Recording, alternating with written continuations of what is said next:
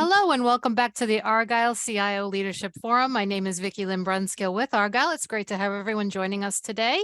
A couple of notes before I do turn things over to our esteemed speaker for this session. First, a quick reminder to stop by our sponsors' virtual booths at any time during today's event and for the following week. Our partners are committed to providing you with valuable content and a great overall experience today. At any time during the event, you can visit those booths from the main agenda page, and those do include complimentary materials, information, and meet and greet opportunities. To ask questions throughout this session, simply type into the Q&A chat and we will address your questions at the end of the session. And now, without further delay, I would like to introduce our speaker, Pat Calhoun, CEO of Espressive. We are so excited to have Pat with us for a thought leadership presentation titled, Employees Are Using ChatGPT. Is your enterprise at risk? Welcome, Pat, over to you. Thank you, Vicki Lynn, and welcome everybody.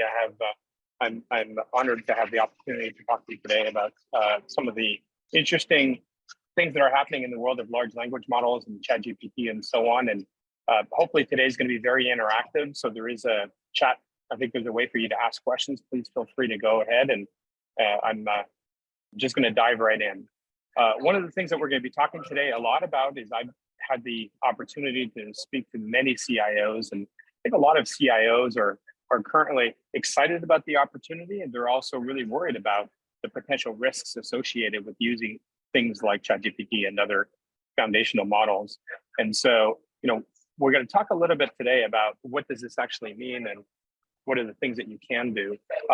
It's clear that this technology, when it was shipped back in November of last year, really blew all expectations that anybody ever had. In fact, I was talking to some folks from OpenAI last week, and it was really interesting because when they decided to turn this on as a small pilot, the CEO basically sent an internal Slack telling everybody, "Hey, we're gonna launch this out as a little pilot, but it shouldn't really have a big impact." And there you go. that was the beginning of ChatGPT. But over the course of the past almost year now, the amount of adoption has just been phenomenal. And I think what we've also seen since that time is just a proliferation of different types of large language models being shipped. And it's becoming really confusing for a lot of people in terms of which one should I use, which one is really good for me, for my environment, what's secure, what's not secure, et cetera. But the reality is, irrespective of all these questions, your employees are using it. What we've actually seen, and there's actually some research here, it's from EBN, that what they found is over 43% of employees are actually using ChatGPT at work. Now, probably the more concerning part of this is in their study, they also found that a very large portion of these employees were not even telling their managers that they were using them. And so there's a lot of good and so there's some bad here. The concerning part is when people are going to a public domain large language model like the consumer version of OpenAI, as you probably know, anything that's submitted to that is open grounds to be incorporated in their training corpus. And so what that really means is if your employees are embedding anything that is proprietary, PII data, you name it, that can eventually make its way into the training corpus. However, if you've actually embraced a private version of a large language model, that problem does go away because all the vendors that I'm familiar with, whether it's Google, OpenAI, Microsoft, their enterprise version of their tool does not actually use interactions for training purposes. So that's the good news. But users are doing this, employees are doing this because they're actually finding that they are more productive. According to this study by Slack, 90% of those that were surveyed found that they were actually more productive at work when they were using a tool like an AI tool or a Gen AI tool.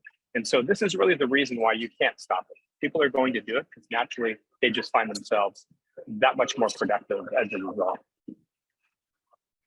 And the good news about these large language models and what's really driving adoption is the fact that they seem to have answers to every question under the sun. It doesn't matter if you want to ask it how to make a perfect pizza, what's the best restaurant in downtown New York. It has answers to everything. Not always the right answers, but it has answers to everything. But I think what I'm actually hearing from a lot of CIOs is the concern that when people are starting to use this for work-related questions, this is where these large language models don't understand the context of your environment. thing is you can go to a ChatGPT or a Bard or what have you. You can ask it, how do I reset a password, an MFA, or tell me more about our 401k program, and it will come up with information. That information, however, has nothing to do with your company, and employees may or may not realize that there's a disconnect there. And so as a lot of you are thinking about, how do I embrace this internally, you have to think about, how do we make sure that these types of responses, these work-related answers, are in fact the right answers for your organization. But it also goes one step further. I think a lot of you have actually heard about the term hallucination. And this is an example of a hallucination. So let me explain this a little bit. So as a lot of you probably know, ChatGPT was the 3.5 version was actually trained in September of 2021. Version 4 was, I think, August 2022. The level of effort requiring in the training process and the cost is incredible. I believe ChatGPT version 4 was 63 or $64 million. So the moment that they hit the train button and then the engines just started cranking until it actually was done, at that point in time, the content was it was frozen in time. And so anything that's happened since that time, ChatGPT doesn't actually know. And they don't really want to have to go retrain it because it's super expensive to retrain the engine. You can't just keep hitting that $64 million button every day, hoping to update your GPT. And so there are things that their teams are doing behind the scenes to address some areas that are particularly dangerous for OpenAI, so they have to do something. But for the most part, anything that you ask it post that date, it does not know. Now, the reason why I'm actually asking, and explaining this is because here's a perfect example of a question that I asked ChatGPT. How do I set up my Zoom avatar? Zoom introduced this new capability fairly recently. I wanted to know how to do it. So I asked the question, and here we go. We have an answer. Now, what happened behind the scenes is ChatGPT looked at the concept of an avatar and it says, okay, Zoom is software, avatar, I know what that is. It must have something to do with your profile. So I'm actually going to cook up an answer that may or may not be right. And as it turns out, this answer is completely fictitious. If you tried to follow these steps, you get pretty frustrated because that's not at all the way that it works. However, as a layperson, when you're looking at it, it looks right. It looks like the right answer. And so those are the types of challenges that exist out there. There's a certain class of things that's appropriate to ask a large language model, and then there's a class of things that are not appropriate to ask a large language model. Of course, your employees won't know the difference. They just want an answer. But these are the types of challenges that we're actually seeing out there. Oops. There we go. And the other thing that we've also seen is that I work for Espressive. I think, as we said at the beginning, one of the things that Espressive, what we do for a living, is we're a virtual agent, and we're in the job of really automating what the service desk does on a daily basis. And what we've come to understand over the past 7 years is that the reason why Jane in accounting is calling the service desk is because she doesn't want to follow a series of steps. She just wants somebody to fix the problem for them, and that is automation. Right? So how can you automate the task of a human doing something on the service desk? One of the limitations of these large language models is they don't have a way to reach into your tools inside your organization to automate. So they're really, really good at generating responses, but they don't have a way to take action. What we've actually found, again, over the past 7 years, is when we get deployed inside an environment, 63% of these tickets that we're able to deflect, a deflection for us means a ticket that is resolved with no human touch. Over 63% of them actually are done through some kind of an automation, automated password reset, automate provisioning some software, what have you. Again, this is an area that large language models can't do because they're not really set up to trigger automations. So frequently I'm asked the question, well, great, now that I understand this whole context, how do I leverage these large language models to make sure that I'm providing my answers? How can I make sure that my employees are getting the right answers to the questions that they have inside my organization? So I think we've already kind of set the stage that training your own model is nonsensical. Nobody would want to do this. Nobody has the resources required to do this at all. So this should be off the table. If it isn't, if your team's talking about it, then feel free to ping me in LinkedIn and I can explain a little bit more. But overall, this is not something you should be doing. What most organizations are actually looking at is saying, how can I take my content And how can I supplement my content inside an existing foundational model, as in ChatGPT 4 or what have you? So you want to make sure that you're leveraging the intelligence of ChatGPT or others, and you want to make sure that you're training it or fine tuning it with your content. And so it's very, very reasonable to actually want to do that. But there's a number of challenges here. And first and foremost, what we've actually seen in a lot of large organizations is you have content everywhere. It's sitting in SharePoint, it's sitting in ServiceNow, it's sitting in Confluence, it's all over the place, and it's being updated on a daily basis. And so just the mere fact of finding the content, finding when content is changed is a never-ending task. It's a huge amount of work, and there's no dynamic way of doing that out of the gate. And then every time this new content exists, you have to go through a retraining process. You basically have to now go and convince the large language model, here's new content, but somehow it has to forget old content. So give you a quick example, company holidays, right? What are the company holidays? Well, on January 1st, 2024, there's going to be a new answer. Somehow you have to convince the model that you already fine-tuned that there's now a new answer. And this is where it gets really hard for it to kind of distinguish from the different things that you're fine-tuning, combined with the fact that it's been trained on millions of different things across the internet. And so you may have a 401k document, but it's been trained on thousands of websites that have 401k content, and somehow it has to differentiate yours from theirs. And this is where a lot of this fine-tuning challenges actually come in. But it also goes one step further. There's this phenomenon called catastrophic forgetting. And what this really means, and when this happens, is when you try to cram too much stuff, too much fine-tuning inside an existing trained large language model, it actually gets to a point where it can start forgetting things. The problem here is you don't really know what it's going to forget. It's just going to start forgetting things. It could be something as simple as forgetting about the concept of a pizza. It could be something as dangerous as forgetting the English grammar. So it's going to be somewhere in that range. And once you start forgetting things, then you end up with problems. And now a lot of your investments are actually starting to go to waste because you now end up with a tool that is no longer providing you with the value that you were expecting.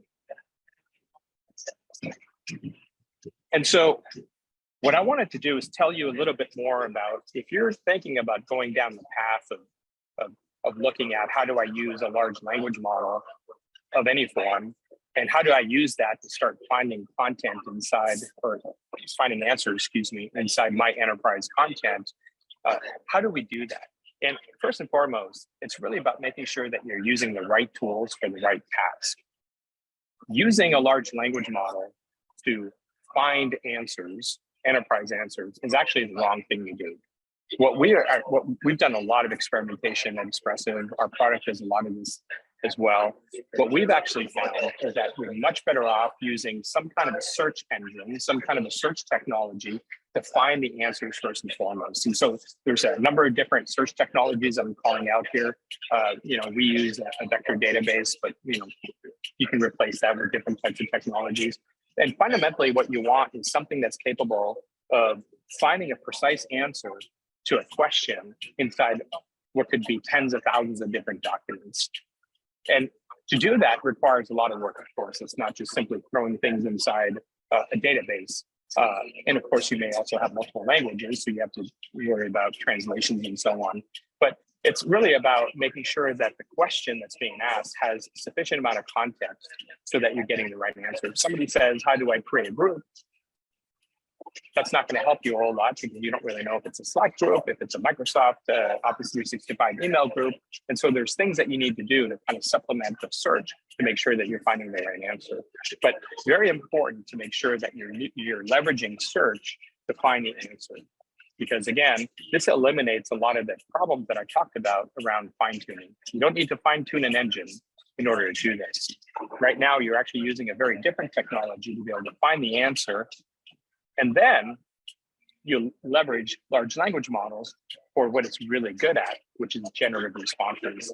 And so once you've found that answer in one of those tens of thousands of different documents, you then want to make sure that you're finding that you're using some kind of a generative response, generative AI, to go make that response more consumable to your employees. And what do I mean by that? It could very well be that there's a knowledge article that's written by some person in IT that's very technical, and there's no way that Jane in accounting would understand it. But if you ask an LLM, please take this paragraph and rewrite it in a way that somebody who's a layperson can understand it, it will, and it normally does a very good job. And this is where leveraging large language models does make a big difference. The other side effect of this as well is you end up really almost eliminating hallucinations altogether, because you're not asking it to make up information. You're not asking it an open-ended question. You're simply saying, please rewrite this content. And so what we found is that higher quality responses, very low hallucinations, et cetera. Now, of course, building all this out does require a fair amount of skills, but this is really the right approach. And so what some of our customers are actually doing to deliver this kind of an experience is really by looking at embedding this technique. Yeah. Sorry, I have this, thing keeps changing for some reason on its own. What a lot of our customers are doing, ignore this, you remember the last slide? What a lot of our customers are actually doing is they're basically creating, they're blocking access to these large language models, and they're requiring that employees access their large language models through a virtual agent of some form. Virtual agents, which is what we do at Espresso. This is very strange. My slides keep changing. What these large language models actually do, these virtual agents actually do, is that they answer questions that people may ask of the service desk or what have you. And our job is to try to make sure that we're automating if possible. And if not, then we can leverage your enterprise content combined with large language models to make sure that we're providing the right answers for your employees. And so by blocking direct access, you're forcing employees to go through a secondary search, which then has all of that rich content that you actually have. The upside of all this, of course, is the fact that for us to ingest your content and leverage LLMs is no effort whatsoever. This is what we do. So a lot of work behind the scenes to find the content, parse the content, embed the content inside a vector database, basically analyze search results for relevancy, ensure that we're providing appropriate access control on these documents so people are seeing things that they should be seeing, and then finally using LLMs to clean up the answer. And then lastly, it's really about how can you also do this while providing a safe and responsible environment? One of the things that's concerning a lot of CIOs is the fact that employees could be embedding things like source code or PII data inside some of these questions that could end up going to a large language model. And there's a lot of concern there. And so one of the things that these virtual agents are doing is simply being able to filter the content and make sure that the contents are appropriate before they're being sent to a large language model. So we're going to move into the Q&A. I'm putting up a last slide here, which is just an example of one of our customers that is using our technology today, combined with everything we've been talking about today. For them, what they're seeing, they've only been up and running for less than 6 months here, and they're already at the point where they're seeing 73% of all IT service desk questions are fully automated with no human touch. They're seeing huge return rates across multiple languages. So I'm going to stop here, and I see that there's a series of questions coming in here. So I'm going to put my glasses on so I can actually be reading properly. And I think, so there's one question being asked here. What do you think is the biggest security issue related to ChatGPT? Well, I am not an expert in privacy and compliance and so on. I certainly have a background in security. And so I'm going to give you my opinion based on what I'm hearing from our customers. I think the concept of data, making it into a training corpus, a lot of organizations are now feeling pretty comfortable about that because they feel like Microsoft and others have actually created an environment and some promises that any interactions that you're doing to your private LLM is not going to be, that information is not going to be used as part of their training corpus. So that problem has basically been laid to rest. There are, however, some concerns that I'm hearing from organizations that are saying, if my engineers are using some kind of a ChatGPT, whether it's private or not, well, mostly private, and ChatGPT is actually influencing the code development, they're worried that 5 years from now, 10 years from now, some patent troll will show up that will basically claim that ChatGPT embedded some technology or learned from some technology that of some patented code somewhere of some customer that they're representing. And so these are fictitious scenarios, but they could happen. And those are the types of things that I'm hearing people are really concerned about. And so basically saying, I want you to block access to ChatGPT for coding reasons. I see another question here, which is, what is the number one way that you have seen IT leaders use ChatGPT or similar to improve processes or efficiency? Well, I gave you an example today of just making sure that you can find things, but we're actually seeing some of our customers also leverage our particular platform to automate things like managing the purchasing lifecycle within Ariba, within SAP, and what have you. We're really making it easier for people to create purchase orders, get access to purchase orders, and so on. On the back end, fully automated, integrating into SAP, and so on. So that's an example. All of this, again, kind of revolves around having something that really understands the context of the enterprise and being able to integrate with things while using ChatGPT and other LLMs to be able to generate these great answers. There's another question here. We are thinking of blocking use of all external generative AI platforms, there you go, for building something internally. Have you seen others do so? No. It is extremely expensive. I think I gave you an example of what what OpenAI paid. Now, you probably would not be building something the scale of, a ChatGPT 4, but it requires a huge amount of resources, huge amount of dollars to do that. Where I am seeing some organizations building their own foundational models, it's primarily in an area where, for instance, they may be in a pharma environment, and they're trying to create a large language model that understands their specific business. Actually, I was talking to someone who's working with one of the big healthcare systems, and they are building their own large language models specifically geared towards molecular research. And so that would be an area where you probably would not want to use a publicly trained LLM like a ChatGPT. But it turns out they have lots of resources and lots of research money from the government, and so they can afford to do those things. But in general, I would say stay away from building your own unless you have a huge team and big pockets. Another question: what do you think is next in terms of AI innovation? If I knew that question, I probably would be doing the next thing. But what I'm actually seeing now in the world that we're starting to experiment with is a world where we can start using large language models to start to predict how to automate a process end to end. That gets pretty interesting. So if somebody said, we're an SAP shop, and with no context whatsoever, other than we're an SAP shop and this is the version number, and here's some additional information about the APIs, I want you to go and automate a process. And on the fly, it just starts building out automated processes. I'm going to say that that's going to be the next area that's going to be phenomenal in terms of innovation, in terms of process improvement. That was one of the questions that was earlier. So any other questions I'm seeing? I think that's the last one that I'm seeing on my list here. Oh, there's another one. So we're confusing intelligence with knowledge.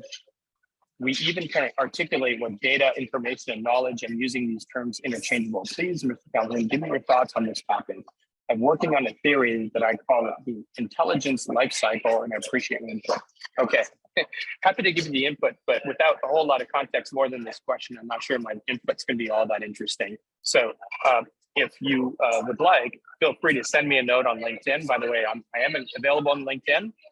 Feel free to connect to me. If you want additional information on what it is that we're talking about today and what it is that we do, you can also visit our virtual booth, where there's going to be a lot of information there. But back to your question earlier about interchanging or confusing intelligence with knowledge. I think that it's kind of natural because a lot of us, when the excitement that we're getting in ChatGPT, assuming I'm understanding the question correctly here, the excitement that I'm hearing a lot around ChatGPT is leveraging the intelligence of the large language model combined with my knowledge. So it's a combination of both. It's not a knowledge problem per se. it's a combination of both, because we've already found, I think I may have mentioned this at the beginning, I can't remember. Before this, I used to run products at ServiceNow for Frank Slootman. And we built a lot of knowledge platforms, and we built the search portal, the self-service portal. And it turns out that it really wasn't working very well. And what we actually found, the problem was that people generally didn't even know how to ask the question correctly. And so if they said something like, my laptop is broken, there's no knowledge that's going to help you if the laptop is broken. This is where some intelligence is required to be able to engage with you, understanding what a laptop broken means, engage with you to be able to get to a better understanding of what the problem statement really is before it can actually be addressed. And so that's, to me, they're two completely different things, even though the excitement that I'm seeing today is how do we combine these two things to provide a much better outcome. But I'm pretty sure I'm not answering the question correctly because I'm not understanding it very well. Please do feel free to reach out to me when either on LinkedIn or through email. So, Lindsay, Vicky, any other questions out there? Nope, that was it. I think you got them all, Pat. Perfect. Okay. Well, I guess we're done 3 minutes early. I'm going to hand it back to you. Thank you so much. Thank you. That was a very extremely thought-provoking thought leadership session. Thank you so much. I know that you'll get some questions on that. And I want to thank everyone for attending and joining us for this session today. This session, along with all of today's content, will be available on demand following the event. Thank you again, Pat. That was very good. Absolutely. Yeah, thanks, everyone.